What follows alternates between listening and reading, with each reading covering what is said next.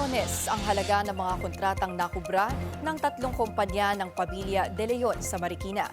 At sa pagsusuri ng Billionaire News Channel, halos lahat ng mga proyekto nasa distrito ng mga Teodoro.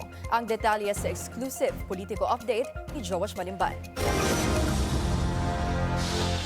Noong nakaraang September 2025, tila ginulantang ng contractor couple na Curly at Sara Diskaya ang buong bansa. Matapos nilang pangalanan ang mga public official na anila ay tumatanggap o nanghihingi ng kickback. Isa sa mga pangalang nabanggit sa sworn affidavit ng tinaguriang flood control royalty, si Marikina 1st District Representative Marcy Teodoro. Ayon sa naging testimonya ng mag-asawang Diskaya, pinapadaan umano ang anila ay 18% commission sa isang Bell Construction. For example po, ito na lang, si Kong Marcelino Teodoro ng Marikina. Ang tagakuha naman po nito sa akin ay si Bell Construction. Kasi ang nangyari po nito, pina-mutual terminate po niya yung mga project na napanalunan ko dahil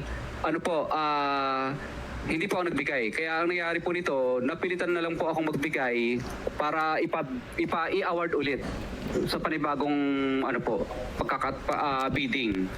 Pero na-mutual terminate na po yung project. So ang nangyari po nito, mataas, siyempre, pero hindi 25%. 18% lang po. Ang akusasyon, agad na sinalag ni Congressman Teodoro. Ayon kay Teodoro, isa lang itong demolition job matapos niya umanong i-expose ang ilang discrepancy ng DPWH budget sa 2026 NEP.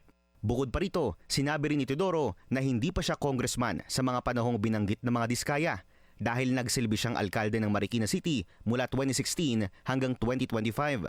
Ang kanyang asawa na si now Marikina City Mayor Maan Teodoro ang nagsilbing congresswoman ng kanilang distrito mula 2022.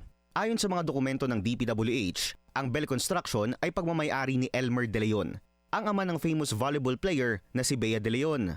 Mula 2017 hanggang 2025, naka-corner ito ng 63 contracts sa Marikina City worth 3.2 billion pesos.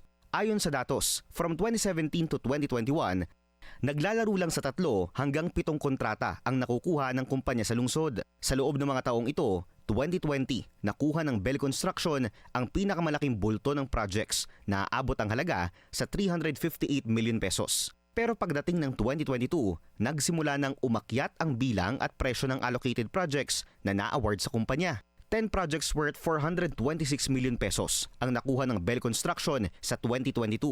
Umakyat ito sa 15 projects worth 634 million pesos sa 2023 at pumalo sa 13 projects worth 824 million pesos noong 2024. Bumaba ito sa 4 projects worth 182.8 million pesos noong 2025 kasabay ng pagputok ng flood control corruption scandal. Sinuri namin ang mga nasabing kontrata. Out of 10 projects ng Bell Construction noong 2022, 7 lang ang matatagpuan sa distrito ng mga Teodoro. Pero pagdating ng 2023 hanggang 2025, lahat na ng kontrata nito sa 1st District of Marikina City mo lang makikita na pinamumunuan ni nooy Congresswoman Maan Teodoro.